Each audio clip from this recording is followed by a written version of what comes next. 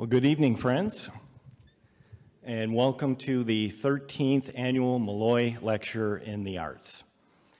My name is Bill Harmer, and I am the new Executive Director of the Westport Library.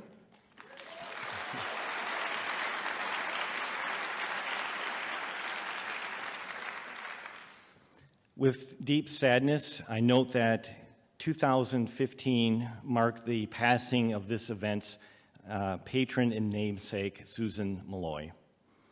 In her 91 years, Susan was an exceptionally generous presence in Westport. Her time, energy, and financial contributions aided countless organizations in Westport, from the Westport Weston Arts Council to the Westport Arts Center, the Westport Historical Society, to the Westport Library, and tonight's annual Malloy Lecture in the Arts. Susan's mark on Westport was deeply impactful and lasting. I think Susan would be exceptionally proud of this event tonight and proud of the support from our community partners in the school district and the town. So thank you, Susan, for this wonderful gift. Thank you, Dr. Landon and First Selectman Marpy, for your ongoing commitment to the Westport Library and to the arts.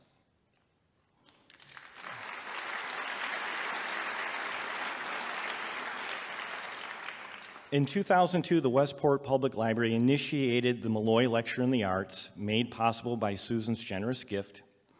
This lecture, always free and open to the public, presents an individual who has significantly contributed in shaping our culture and whose creative work has expanded our understanding and appreciation of the arts.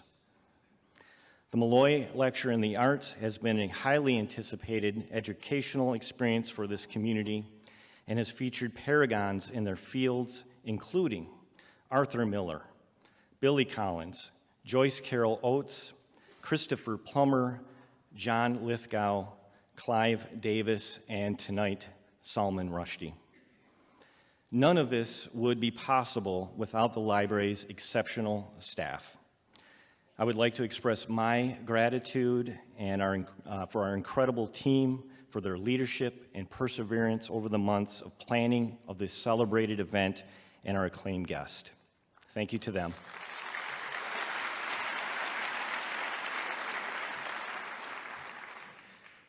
Ten weeks ago, on my first day here at the Westport Library, an exciting and pleasurable day, I answered one last phone call before I went home for the day, and I couldn't have scripted it any better. That call turned out to be exciting news that Salman Rushdie accepted the invitation to be our guest as our Malloy lecture guest in 2015. I was thrilled for the library, for myself, and the community, knowing that we would have the honor to welcome such a champion of literature, freedom of speech, and the power of the creative imagination. I was certain that this job would be challenging and fulfilling, and that phone call reinforced for me on that day how fortunate I am to be the director here at this library.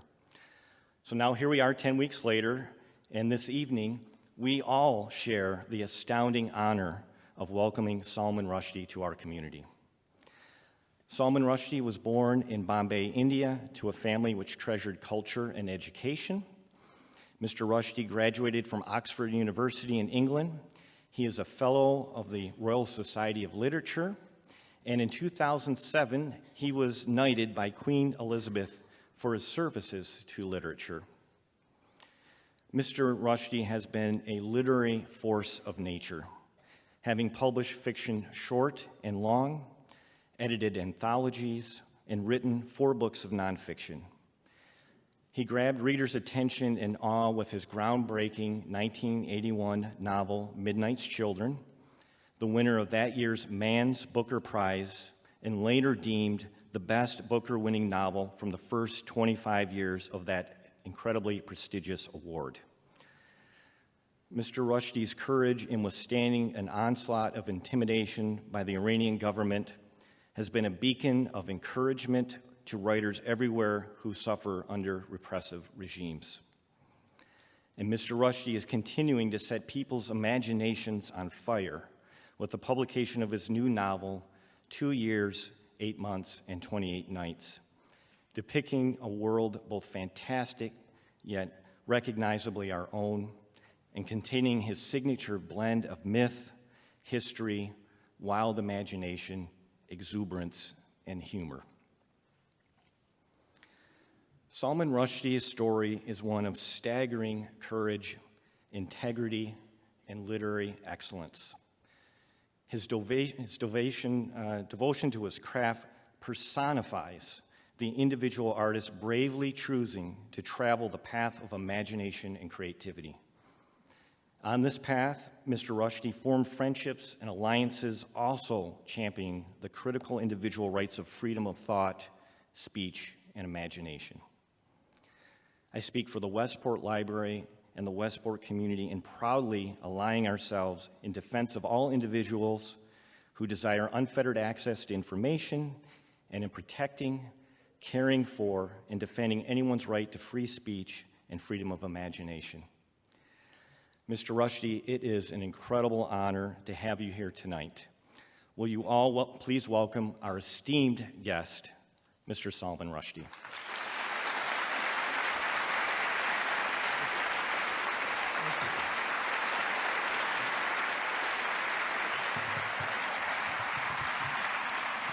Thank you. Thank you. Well, I'm sorry you've had a bit of a fuss about my showing up in the last couple of days. No. All I can say is that you don't look scary to me, and I hope I don't look scary to you, so let's just try and have a nice time. It's very nice of you to all come out in such very large numbers to hear a writer speak. There is no reason why writers should be able to do this. And, in an hour or so, you may come to that conclusion. I'm going to talk a little bit and read a little bit about this new novel, and then there's an opportunity for questions, so I hope that we can talk about whatever you guys want to talk about. I think I should admit that it's a very weird novel. And although I'm no stranger to weird, this may be the weirdest one yet. And there was a moment halfway through writing it when I suddenly thought that with a kind of horror, I thought that I might be rewriting I Dream of Jeannie. And I mean, it's not very like I Dream of Jeannie. There's no harem pants. There's Larry Hagman's not in it. But it is about a fairy princess who falls in love with a human being. And I thought, oh Lord, well, too late now. Anyway, the way it works out, I think you'll notice, is not very like that series. But I thought I would just start off by reading you a little bit about the jinn, just to set the tone of this book. There are good ones and bad ones. The bad ones are very bad. And so I just thought I'd introduce them to you, and then read you a little bit about the worst one of all. This is at the beginning of the book. Very little is known, though much has been written about the true nature of the jinn, the creatures made of smokeless fire.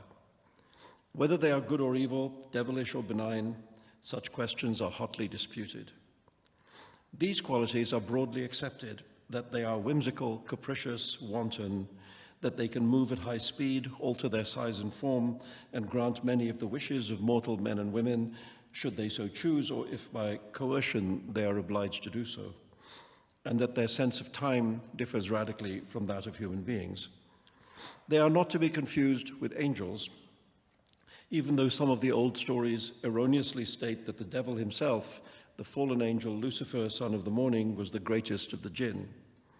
For a long time, their dwelling places were also in dispute. Some ancient stories said slanderously that the jinn lived among us here on earth, the so-called lower world, in ruined buildings and many insalubrious zones, garbage dumps, graveyards, outdoor latrines, sewers, and wherever possible in dunghills. According to these defamatory tales, we would do well to wash ourselves thoroughly after any contact with a jinni. They are malodorous and carry disease.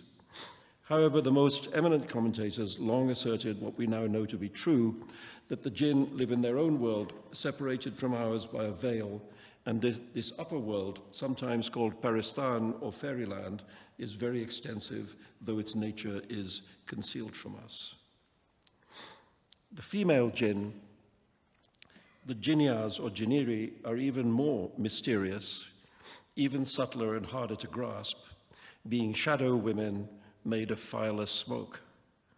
There are savage jinniri and jinniri of love, but it may also be that these two different kinds of jinniya are actually one and the same, that a savage spirit may be soothed by love, or a loving creature roused by maltreatment to a savagery beyond the comprehension of mortal men. This is the story of a jinniya, a great princess of the jinn, known as the Lightning Princess on account of her mastery over the thunderbolt, who loved a mortal man long ago, in the 12th century, as we would say, and of her many descendants, and of her return to the world after a long absence to fall in love again, at least for a moment, and then to go to war. It is also the tale of many other jinn, male and female, flying and slithering, good, bad, and uninterested in morality, and of the time of crisis, the time out of joint, which we call the time of the strangenesses, which lasted for 2 years, 8 months, and 28 nights, which is to say 1,000 nights and 1 night more. And yes, we have lived another 1,000 years since those days, but we are all forever changed by that time, whether for better or worse, that is for the future to decide. So that's what's going on. The worst of the dark jinn is a terrible fellow, he's a giant, of course, called Zamarad Shah.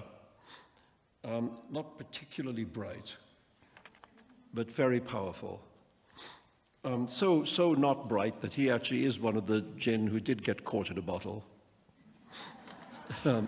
which you have to be a little stupid to do. Anyway, I just thought I'd introduce you to him so you can have a sense of the villain and, feel free to hiss.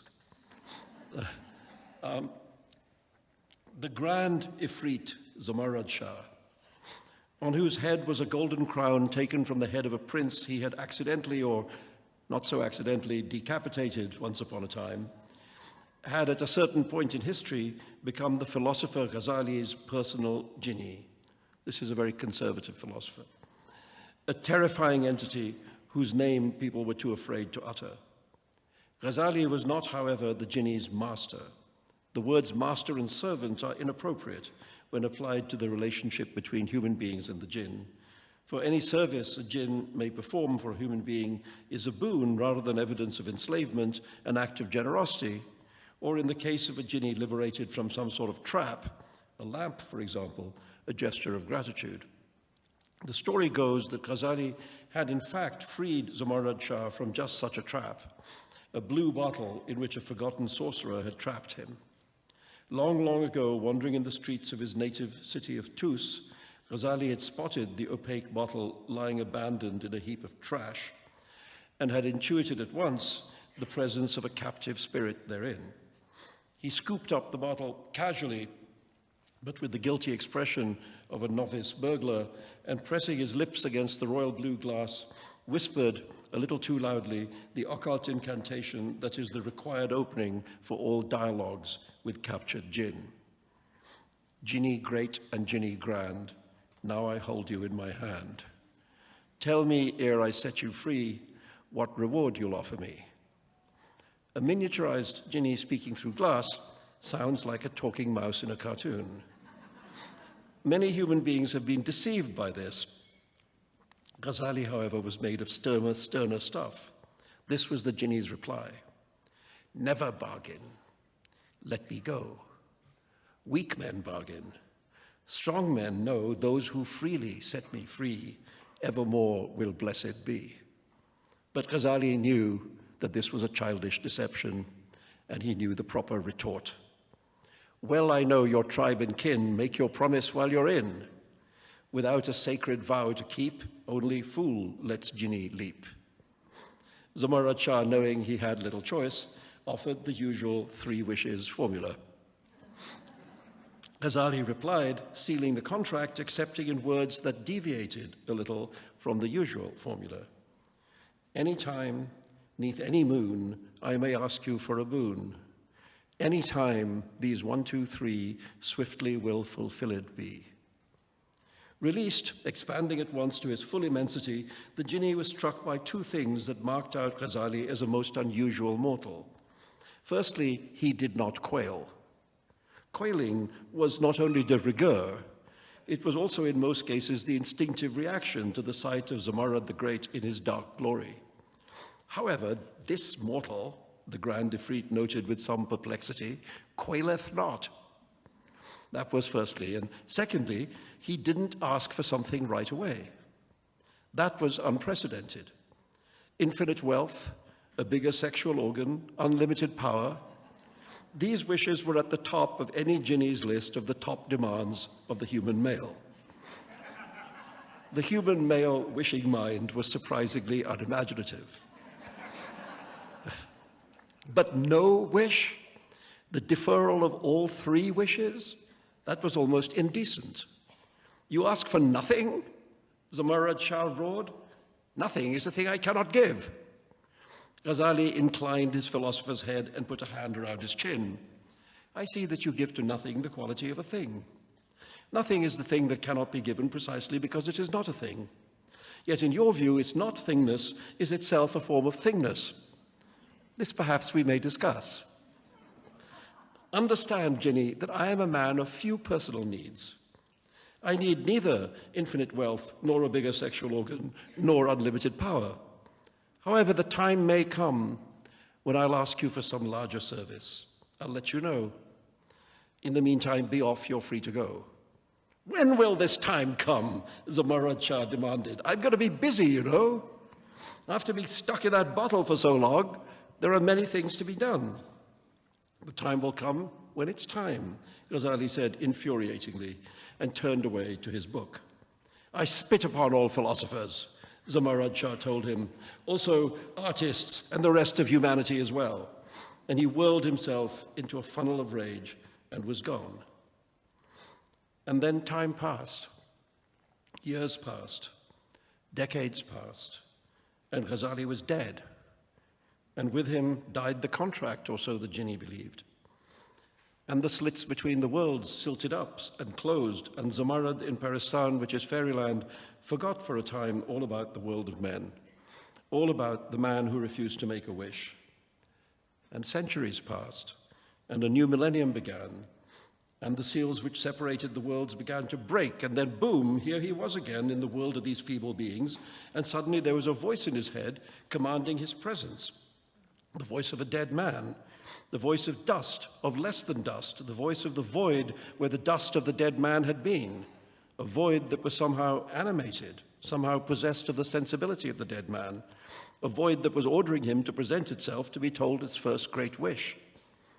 And he, having no option, being bound by the contract, even though he intended to argue that the contract did not apply posthumously, he remembered Ghazali's unusual language, any time, 'neath any moon, any time, these 1, 2, 3, and he knew that as he had forgotten to insert a death clause,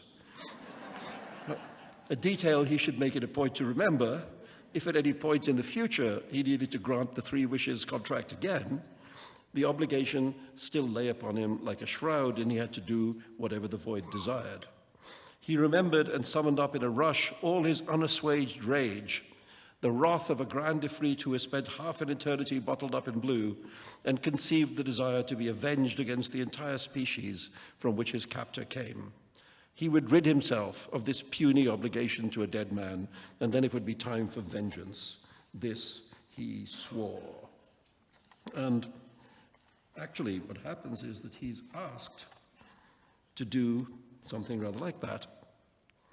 This is the wish of Ghazali. Instill fear, Ghazali told him. Only fear will move sinful man towards God. Fear is a part of God, in the sense that it is that feeble creature, man's appropriate response to the infinite power and punitive nature of the Almighty.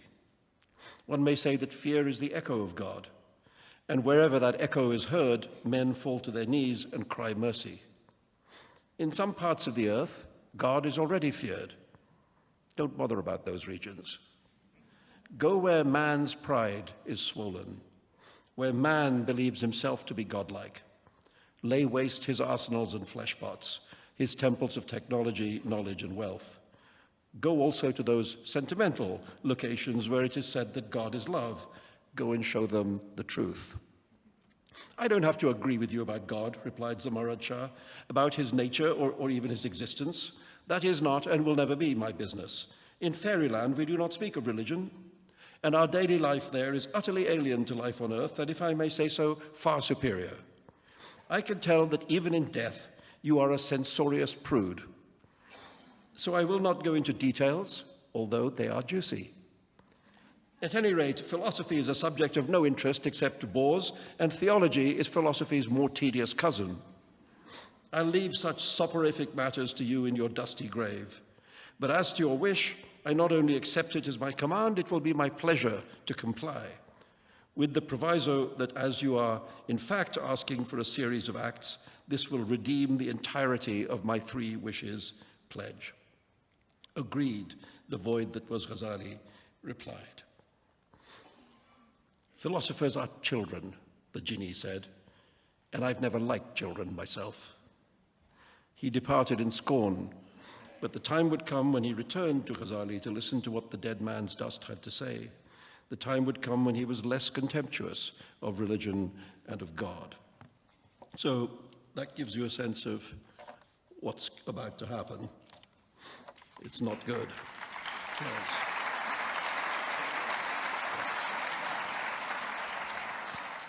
I wanted to say a little bit about wonder tales, because clearly that's a tradition out of which this book comes. In the East, there's an enormous number of compendiums of these extraordinary fables, of which the most famous, of course, is The Thousand Nights and One Night. In India, I was talking to students earlier, there's this much longer collection actually in Sanskrit called Katha Sarit Sagar, which translates as the ocean of the streams of story. There are the animal fables of the Panchatantra. There's, of course, the grand epics of the Mahabharata and the Ramayana. There are hero narratives, like the collection called the Hamzanama, the adventures of this semi-mythical warrior Hamza, and others. So you grow up with this stuff, and it teaches you the wonderful lesson, important to learn, I think, that stories are not true, that these are things people make up, and that, oddly, by being incredibly untrue, they begin to tell us the truth about ourselves. And when I first heard them, I kind of fell in love with them, and I carried them around with me. And when I came to the West, I began to connect those stories in my mind to the Western surrealist tradition, to writers like Gogol and Kafka, to painters like René Magritte, to filmmakers like Luis Buñuel. And I began to construct a kind of theory of the fantastic and how it allows us to tell the truth. Because the point about this literature is, and not just this literature, but these films, these paintings, etc., is that while they may be filled with, dragons and magic and flying carpets and so on, the whole apparatus of the fantastic is there. They are completely truthful about human nature. So the human beings in these stories are extremely credible. They have all the virtues and all the faults of human beings. They can be noble or selfless, but they can also be cunning and greedy and cynical and, calculating and devious and so on. In other words, they can be enjoyable people. Yeah, I maybe just told you something about myself there. But what essentially these stories do is they suggest to us, here are ordinary human beings into whose life the extraordinary arrives.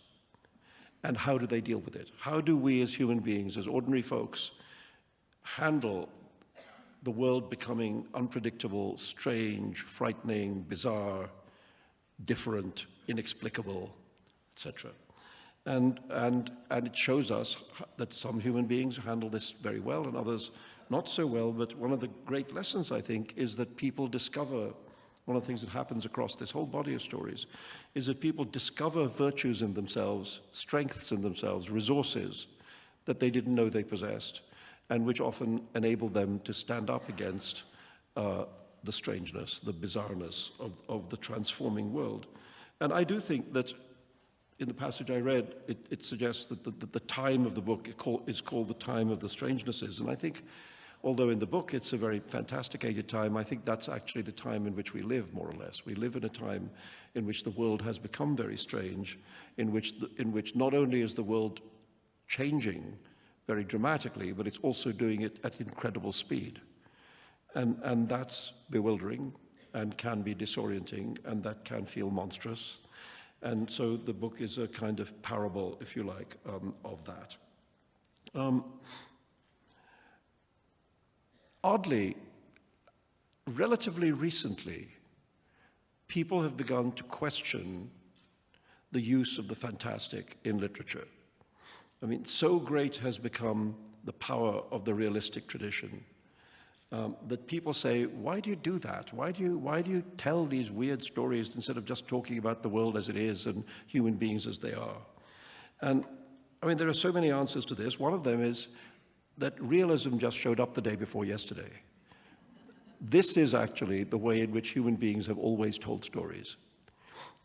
Everywhere in the world, in every language, in every culture, these are the stories that have always been told and are still told because people like them and because they seem to contain valuable truths while being at the same time entertaining. But I think a more serious answer, if you like, is that the realist tradition of from the 19th century onwards was based on an assumption, a shared assumption between the writer and the reader about the nature of the world. That's to say, the writer, when writing, could expect that his reader would have the same general sense of what the world was like as the writer did. And on that foundation was built the realist novel. It was built on that agreement about the nature of reality. Well, we don't live in that time anymore. We live in a time in which reality has fragmented, in which there's a profound argument about reality, in which one group of people strongly dissents from another group of people's reading of the world.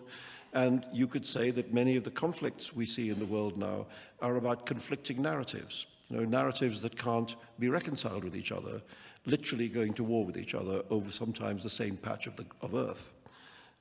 So in that reality, that fragmented reality, that world in which there is not an agreement on how things are and what is the nature of the world, you need to find, I think, a different kind of writing to respond to that. And oddly, these old stories seem to offer the flexibility to do that in a way that realism does not. I say this knowing that this is a moment where realist novels are enormously popular. Hyper-realist, novels that seem to be, well, first of all, are immensely long, and secondly, appear to have a very close relationship to the author's personal experience. I'm thinking about writers like Elena Ferrante and Karl Ove Knausgaard, both of whom are, very hot right now. And I know it's kind of annoying that just when I've learned how to write a shorter novel, everybody wants to read 1,000-page novels. This one's not even 300, so it has that disadvantage. And I think I think this book is happily very unfashionable, and I commend it to you for that reason. I wanted to say something about the kind of story it is, because it's a story that is crowded with stories. There is a main narrative. The main female character that I introduced you to in the first bit I read is this Jinn princess, Dunya, who comes to Earth in the 12th century and falls in love with a philosopher in Spain and has gigantic numbers of children by him, which he oddly doesn't notice might be a little supernatural, even when she has 19 on one occasion. But that's because he's, an intellectual. and he's distracted by ideas, so he can't see what's under his nose, like 19 children. The children are therefore part supernatural, part human beings, and their descendants over the course of the next 900 years scatter around the world. And then when this attack on the world led by Zamarad the Great begins, she comes back, if you like, to defend her brood and to defend, by extension, the human race. And her children discover that they have this part jinn aspect, which is a way of saying what I was saying earlier, that they discover they have resources within themselves, abilities to resist, which they didn't know they had, but which turn out to be very useful. So she's the female lead, and one of those children, descendants, great, great, great, great, great, great, great, etc., grandson, is this landscape gardener called Mr. Geronimo, who one day discovers that his feet no longer touch the ground, that he's levitated that much off the ground. I mean, I think, you see, the point about being half an inch off the ground is that it's just as great an interruption of the law of gravity as floating up into the sky, but it's funnier. So he has this comical separation from the earth. And anyway, she comes across him and actually finds him unaccountably attractive. And they do have a love affair for a while, because I have to tell you that the jinn do not have an incest taboo. The fact that he's her great, great, great, great, etc., grandson doesn't put her off. And I have to tell you where I got that from. The species on Earth that doesn't have an incest taboo, as far as I know, is the camel. Camels will happily fornicate with their mothers and produce children who are both their children and their brothers, and do this quite cheerfully all the time. So I thought I could give that capacity to the jinn. They inherit that from the camel. The other thing they do is they have industrial quantities of sex. Because I wanted them again to have a characteristic which was truly supernatural and also kind of ridiculous and absurd. Because they live a very long time, and once you've had non-stop sex for several 100,000 years, it gets a little old, So, and one of the reasons why they are interested in the world of human beings, they ostensibly despise them and say how inferior they are, but actually they really like our world because we are more interesting than them, because we do things other than have sex. And in fact, most of us don't have very much sex at all. So that leaves time for all other kinds of pursuits, like art and business, architecture, all sorts of interesting things. Right? No movies in fairyland, no books to read. So we're interesting, and they take a break from their endless fornication to come down here and then do what they do best, which is screw things up, because that's their nature. But what I wanted was for that world they come to, our world, to be not at all fantastic, to be a very realistic world. And so the novel is not entirely set in New York City, but it's mostly set in New York City. And it's I hope, a real New York that you will, as readers, recognize as being the city that's actually there right now. I mean, I thought of it as, in my mind, I thought of it as being New York City like the day after tomorrow. And what I meant by that is I didn't want to be bothered by, who the mayor of the city, who the mayor was. Actually, the mayor of New York in the novel is a woman, and is a big improvement.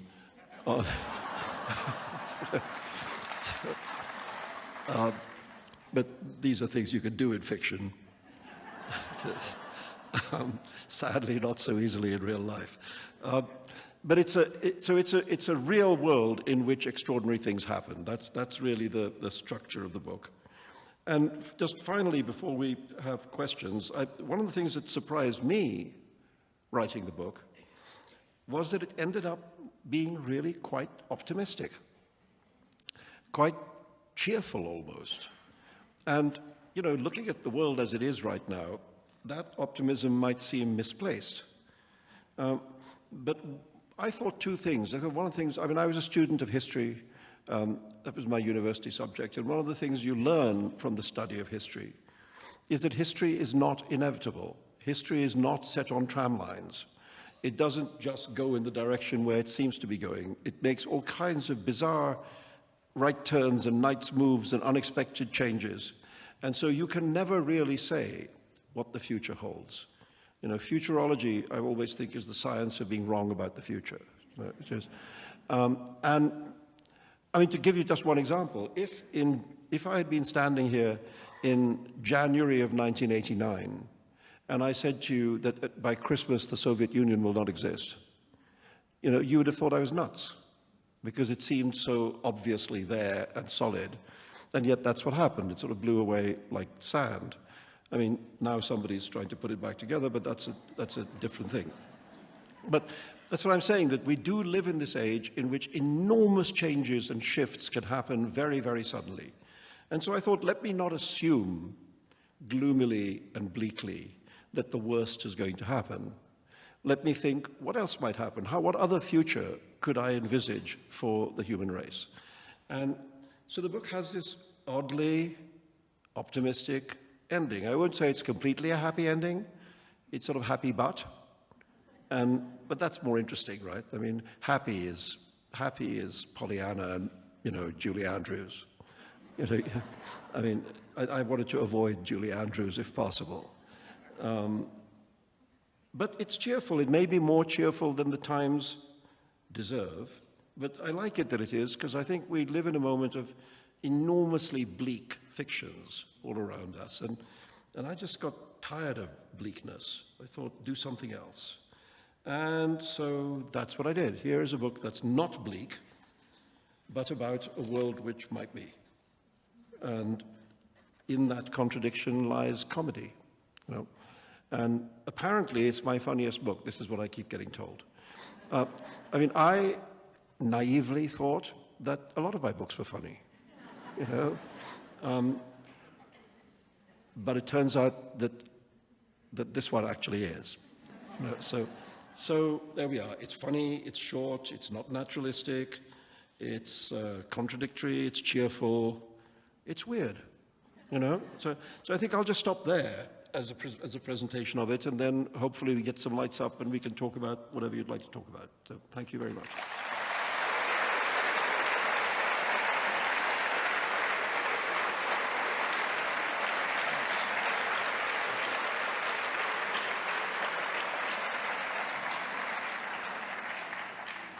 Okay. Actually, could we have the house lights up a little more, just so I can see the microphones? Are there? All right, so yes, please feel free to approach a microphone. I'm going to feel free to move it so people can walk. Yeah. Exactly. The microphone is now moving towards you. Gives you even less excuse to remain seated. But we can just sit here. It's fine.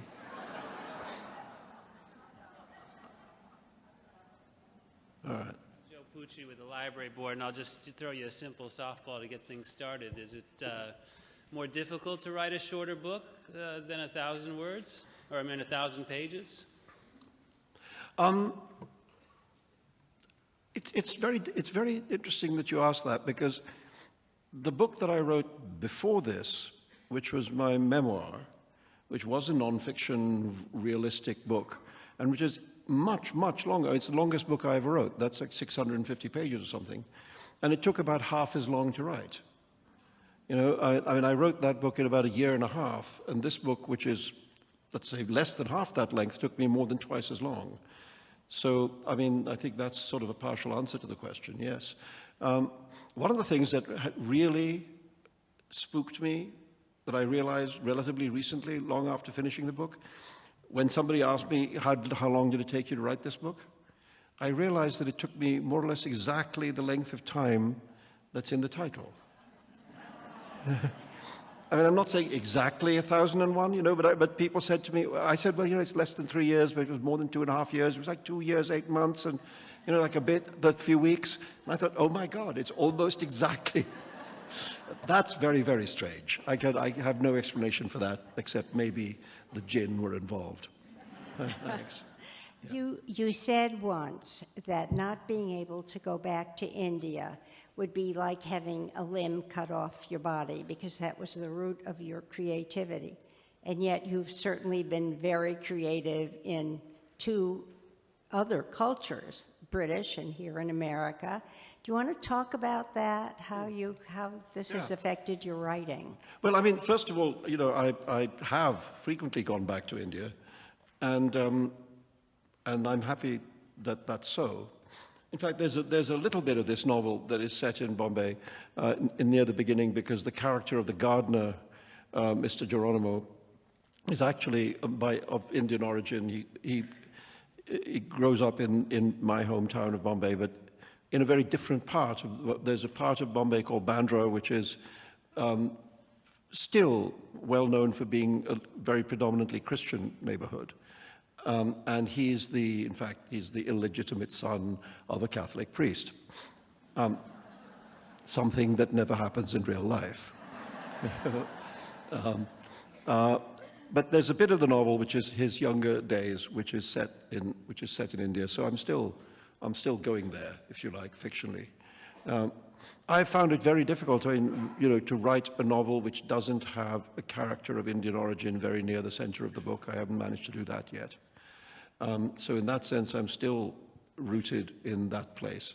But yeah, I mean, I've lived a lot of my life in different places, and I think it's both.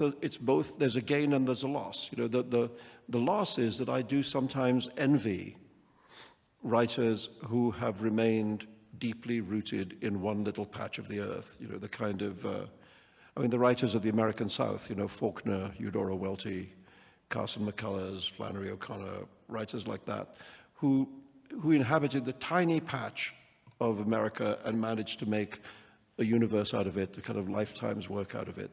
And I envy that, because it's a beautiful thing to do. I mean, I remember going to lecture in Oxford, Mississippi some years ago, and being shown around by the local Faulkner scholar.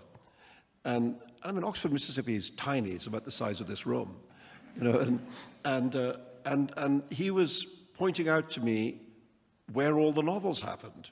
You know, he said, there's the picket fence where the idiot child used to come and stand, and that's the lawyer's office in Intruder in the Dust, and etc. And I thought, it's amazing that this little town is just crowded with some of the greatest novels ever written, you know, and that's because of the depth of knowledge that Faulkner had. So that's not my fortune, but I have, you know, contrary-wise, the other thing of having a lot of lived experience in several different places, and it allows me to put books in different places.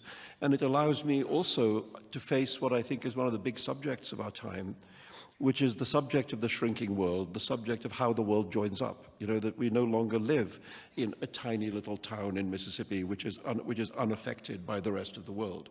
We live in communities which are constantly impacted by what's happening across the planet. And that subject of the world as a place which interacts, where all of the little boxes we live in open up into other people's little boxes. How do you understand that? You know, that's something which the accidents of my life have given me some ability to deal with. So you win some, you lose some. But yeah, anyway, next. Thank you, Mr. Rushdie. The experience with the Satanic Verses, has that changed in any way how you come up with the ideas or create your knowledge? I mean, really, I really think the simple answer is no. And I'll give you a sort of little test that you can use. Like, just imagine that you had never heard anything about me or my life or anything that happened in it. You knew nothing about it, and all you have in front of you is a shelf of books. You know, all you know is what's in those books. And it seems to me that if you were to read those books chronologically, it would not be your experience to think, oh, look, something terrible happened to this writer in 1989, and after that everything was completely different. I think the books have a continuity. You know, the books are going on their own journey. And that was something I very deliberately set out to do. I thought, I don't want to be, if you like, deflected from my course by this event. I don't want to start writing books which are like inspired or informed by that event, crippled by it in some way. I want to go on being the writer I've always been, or try to be. And that's what I tried to do. So I actually think that as an act of will, I tried to keep my writing on its course, you know, and I hope I have been able to do that. Yes.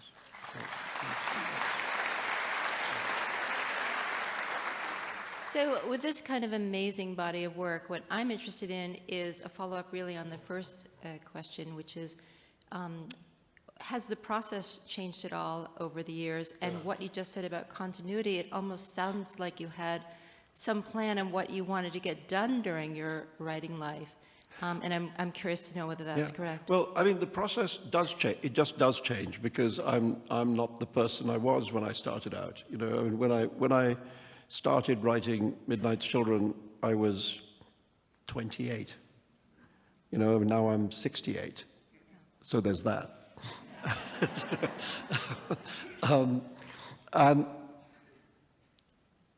you know, the things you're interested in change. I mean, for instance, when I was writing Midnight's Children, I was very interested in, if you like, Indianizing English, you know, to create a kind of English which sounded like the way people speak in India, which was not at all classical English, but was in a way comparable to what West Indian literature has done for English in the West Indies, or what American literature has done in a number of different ways. I mean, there are a number of different Englishes, you know, in American literature. And everywhere else that English has gone, it's been naturalized, if you like, and become the kind of Irish literature. You know, Irish English is different again. And I thought I wanted to try and do something like that. And for a few books, I was you know, embarked on that project. And then there's a point where you think, I've done this enough. You know, I don't need to do this anymore. There's a point at which it just begins to feel like a trick, you know, like you're doing your party piece.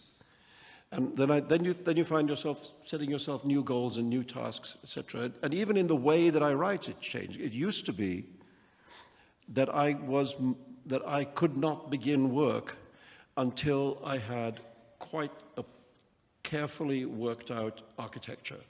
You know, that I had to really have the skeleton very much there, and then I would start putting flesh on it. Now I'm much looser. I think I'm much looser than that. I mean, I read an interview with Jonathan Franzen recently in which he said the only way of doing it is to wing it. You know, and I thought that's very interesting, because I wouldn't have thought that his books were like that. They seem much more organized, you know, but that's what he was saying. And I found that as I've got older, I've been much more prepared to wing it. You know, and one of the things that happened in this book, more than before, is that I actually wrote it by a process of improvisation. That I would have sort of things I wanted to play with, and I would just sort of just let your imagination run free. Where does it go? You know, and it's a messy way to do it, because you run down a lot of blind alleys. You know, you could find yourself writing 40 or 50 pages and then thinking, you know, I don't want to be here. This is not the right place. And then you have to sort of back up and discard that and go in a different direction. So, I mean, probably half the time writing this book was spent in that kind of experimental writing to try and find the book, you know, by playing with it. And I did find some things which some characters, for example, who I hadn't expected. You know, for instance, there's a character in here of a young graphic novelist from Queens called Jimmy Kapoor. And he really just showed up one day and tried to take over the novel, you know. And I had to sort of beat him down to remind him that he was a second-rank character, you know. But he didn't think of himself in that way. And so he became bigger than I'd ever expected. And so on. So there were great there were great things that I discovered from winging it, if you like. But I think it's just to do with having done it a lot. You know, you just get a certain kind of confidence that if you just let it go, it will eventually go somewhere interesting. So, yeah. Yeah, hi. This is a little bit more macro kind of question, but just given your perspectives, views, and experiences, of the world, and I'm not trying to be a downer, but what do you think is the one thing that Americans should fear the most? Meaning, is it climate change? Is it income equality? Is it ISIS? What Americans should fear most? Fear the most. Oh, easy question. I mean, it's the answer you'd expect from me, but the answer is God.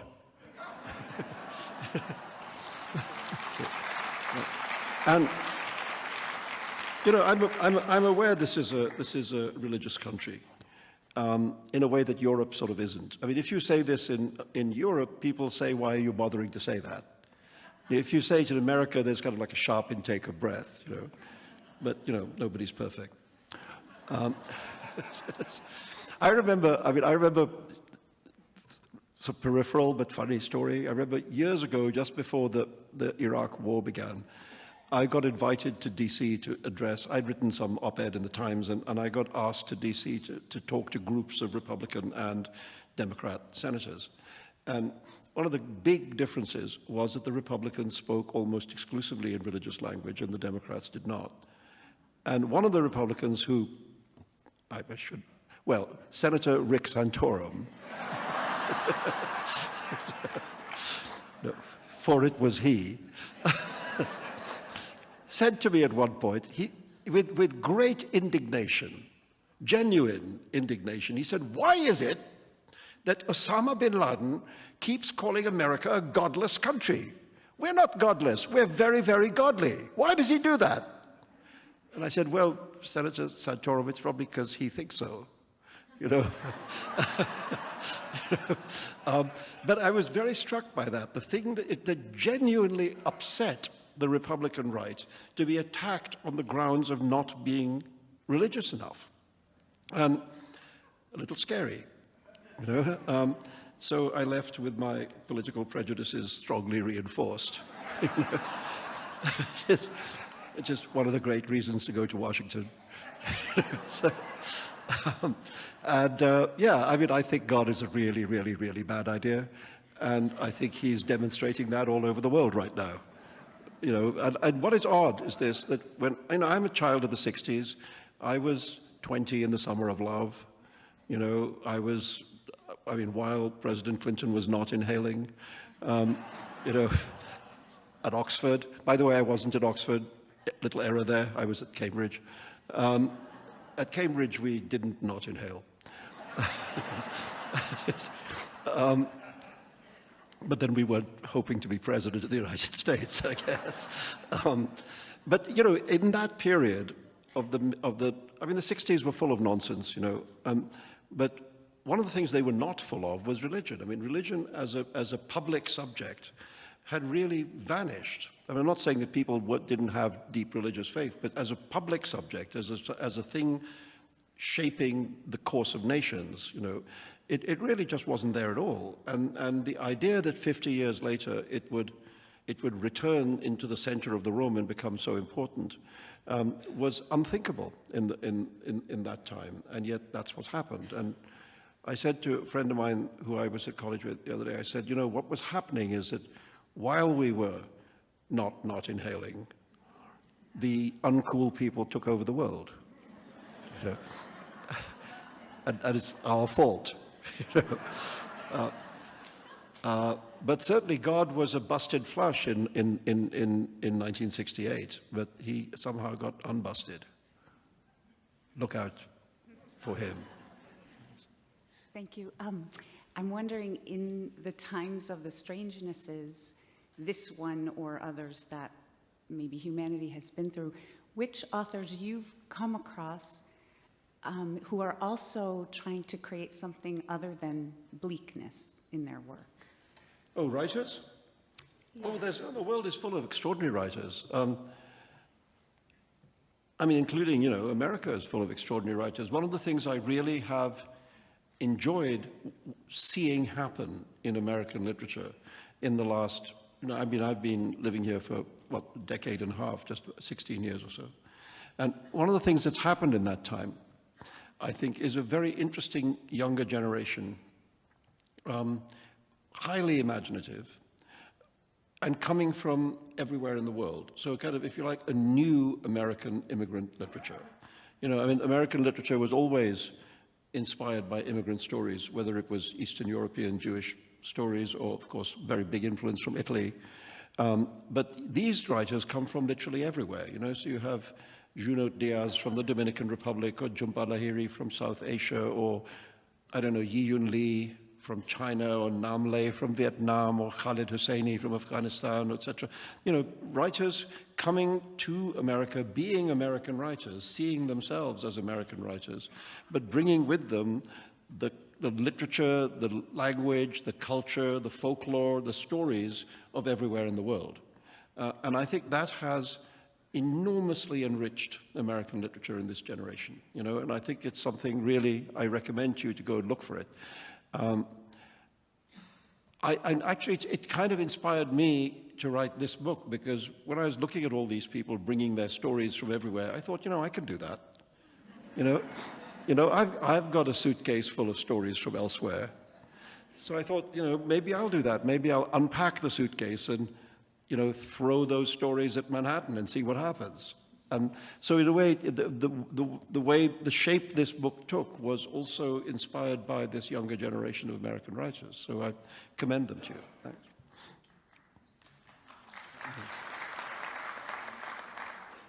During the writing and publication process of the Satanic Verses, did you ever think that it would have the effect that it would have on, like, your life and you as a person? Oh, did I think it was going to happen? Well, you know, no, obviously not. You know, nobody thought it was going to happen. You know, I mean, if it's again one of these kind of, you know, hindsight things. If without hindsight, if I had said to you the day before the novel was published that in the next year the following things are going to happen, I would have seemed incredibly vain to assume that the book could have that kind of impact. I mean, the idea that, I mean, on the whole, I would recommend avoiding that kind of impact. You know, if you could avoid being sentenced to death by the fanatical leader of a foreign power with international terrorists at his disposal, you know, I mean, on the whole, avoid it, you know. I didn't avoid it because I didn't know it was coming at me. You know, it's like this huge truck coming in your direction that you somehow don't see. But I mean, I'll tell you how much nobody saw it coming. The Satanic Verses was originally published in England in September of 1988. It wasn't so it was published 6 months before the attack by Iran. It was published here in America after the attack, so the American publication history is very different because the storm had already broken. But in those 6 months,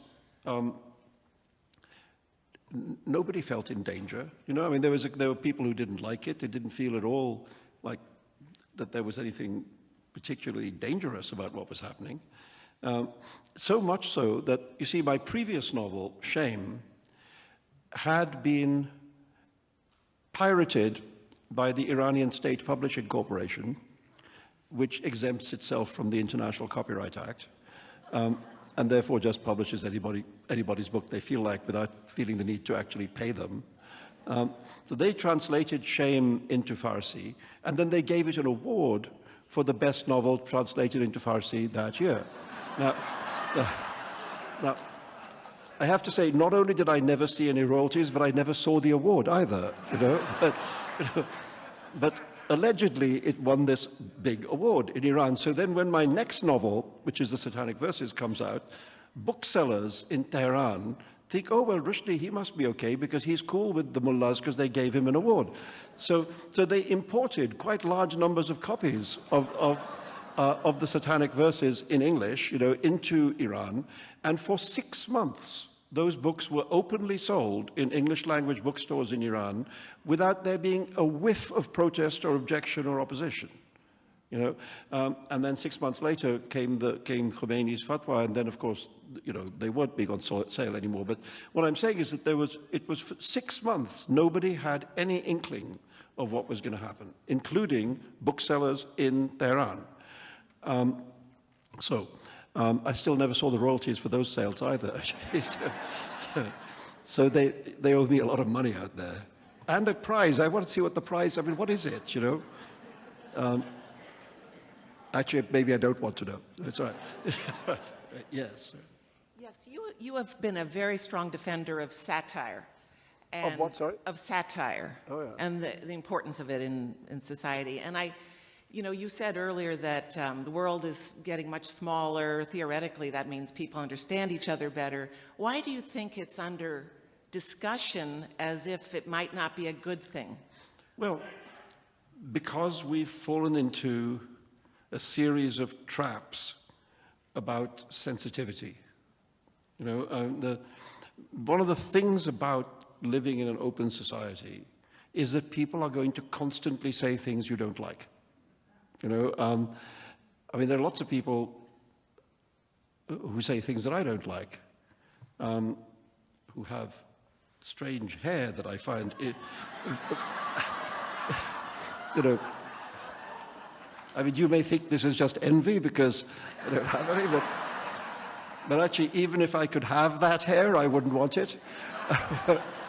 But, you know, I feel, and I have occasionally in bookstores stumbled accidentally on books with the words Donald Trump on the cover, and I had to move away quickly, you know. So, but I believe he should be allowed to publish, you know, and live. And I'm just saying that that's what happens in any open society, is that the world is the place is full of people saying things that you find idiotic or stupid or offensive or whatever, and the answer is deal with it, you know. And in the matter of satire, and you know, all this argument about cartoons and so on, I mean, what would a respectful political cartoon look like? You know? You know, I mean, there's no such thing. You know, the form itself requires disrespect. You know, and so either we're going to have things like political cartoons, or we're not. And if we are going to have them, we just have to accept that they will be very rude, because that's what they do. You know, I mean, my favorite political cartoon of recent years was about the Pope, not this Pope, the Pope who I now call ex-Benedict.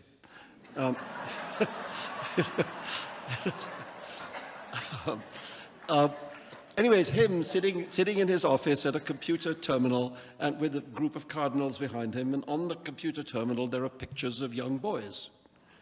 And the caption says, yes, it's really easy, you see, you just click on the boy you like best. And I thought, you know, that's the Pope. And yet, oddly, nobody picked up AK-47s and went and, you know, murdered people at the newspaper.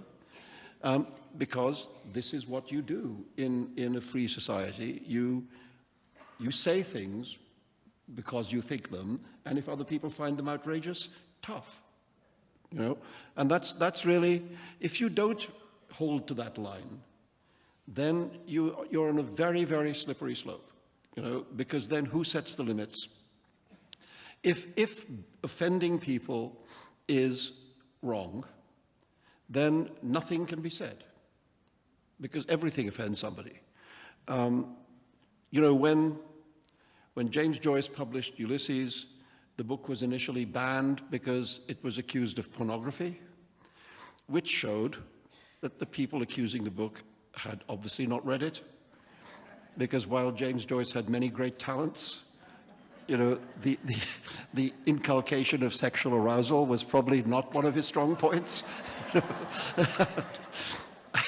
And eventually there's a very important judgment that happened in the United States, which exonerated that novel and allowed it to be published.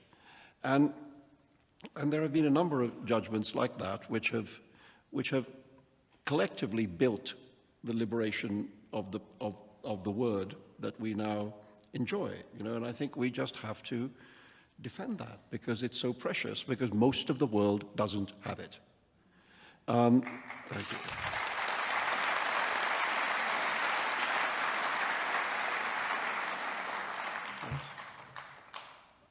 You spoke earlier about how naturalism in literature was born of a time where there was a generally accepted reality, and then how reality seemingly exploded, and we are now living in a time of many, sometimes coexisting realities, sometimes not. And yet naturalism is still very popular in literature. Why do you think that is? Well, because we like fantasy literature. And realism is the fantasy that everything is okay and just like it always was. And it's comforting, I think. No, I mean, that's only half a joke. I mean, the other half of a joke, the other half, which is not a joke, is that, of course, it has enormous strengths as a form. Because when it's done right, it very solidly builds a believable world which we can recognize as a world that we could visit. And in that world, it has characters who are rounded and grounded in that world and seem therefore real and believable. And these are great gifts, you know, writers who can do that. What I'm saying is that to my way of thinking, there's a problem with that, which is that it assumes that the world is unchanging, and we live in a world which is changing all the time, every day. You know? And I find that realism, I mean, I've written books which are almost entirely realistic. It's a question of what the subject matter requires in the end. I mean, when I wrote my novel Shalimar the Clown, which dealt with dreadful events in Kashmir in the last 20 years or so, it's not entirely, there's little bits of, you know, little bits where it breaks the mold of realism, but 95% of it is a naturalistic novel, and that's because it needed to be. And I mean, I think in the end what I would say, rather than trying to make some kind of polemical opposition between surrealism and realism, I would just say that the way I think of it is if you're a composer, you have an orchestra, you know, and the orchestra contains a lot of different instruments which make a lot of different noises and which work in a lot of different ways. And sometimes you write for that part of the orchestra and sometimes you write for that part. You know, sometimes you write for the strings and sometimes for the keyboard. And what is great is to know that you've got the orchestra, is that you have all those possibilities. And from those possibilities, you choose what seems appropriate for the thing you're trying to make, you know, and really that's, I mean, I would back away a little bit from this too simple opposition between the surreal and the realist. But just to say it's, for me anyway, it's a question of what is the story I'm trying to tell? Why am I telling the story? Whose story is it? How shall I tell it? Those are the questions I have to ask myself every time. And the answers are always different. You know, the answers are never the same. And that keeps it interesting. All right, how are we doing?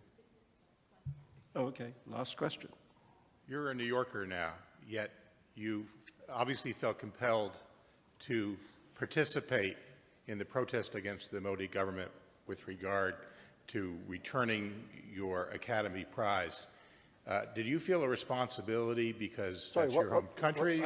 What prize did I not return? I don't have an Academy Prize. Okay. But there was the New York Times article that indicated a number of authors. Yes, they did. No, it's very important what's happening in India. I mean, I don't have an Indian award to return, so I'm unable to do it. Sounds like an oversight on their part. But no, really, I've never, you know, I have no awards from the Indian Academy. But the point about the returning of the awards thing is that it's an attempt by writers to draw attention to a series of dreadful abuses that are becoming more and more commonplace in India, in which, in a couple of cases, writers have actually been murdered without the Indian Academy lifting its voice in protest, without the Prime Minister of India making any real statement about it. As well as murders, there are routine acts of violence attacking intellectuals, artists, actors, etc. It's become, free speech is very seriously endangered in India now. That's also extends to journalists. And these writers, I think, rather courageously have set themselves against this very brutalist force in Indian society in order to demand that something is done about this, that the government that first of all the academy begins to stand up for the values that it's there to represent, and secondly that the government begins to recognize that there is a real problem here. And good for them. I mean, if I had an Indian Academy Award, I would certainly join them, but don't have one, so can't send it back. But I've certainly supported them. You know, I've tried to say what I can in their support and in their defense, and it goes on. We'll see where it ends up. Thank you. Thank you.